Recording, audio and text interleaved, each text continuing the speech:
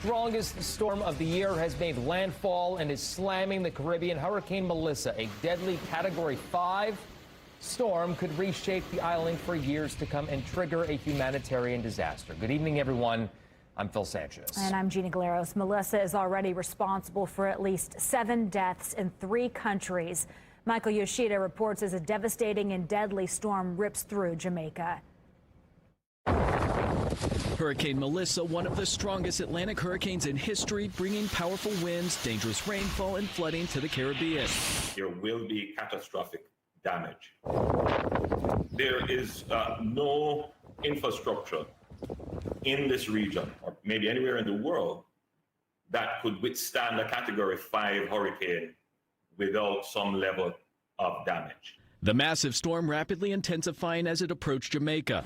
Warm waters helping fuel Melissa, which had sustained winds of 185 miles per hour Tuesday morning. This is the first Category 5 hurricane to hit Jamaica.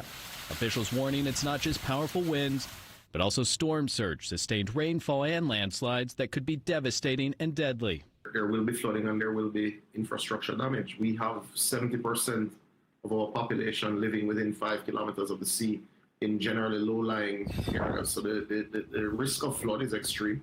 More than 800 shelters opened across the island. Residents and tourists bracing for the worst. They told everyone to pack in an emergency bag so that we will have that in all our important documents. It's really overwhelming. We've never been through anything like this, and hearing the more and more updates and more reports and how it's getting stronger and stronger. As the storm pushes past Jamaica, Cuba, Turks and Caicos, and other islands sit in its path. In Washington, Michael Yoshida. And Storm Track meteorologist Ryan Morris is tracking the latest on Melissa's path, including where the hurricane is headed and also how strong it could get. Ryan.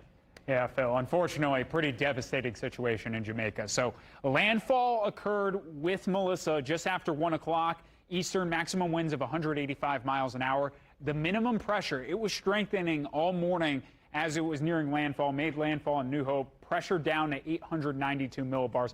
Why that is just so significant, it's the strongest landfalling hurricane on record at 892 millibars, which, again, that's an extreme low pressure. It ties the Labor Day hurricane back in 1935.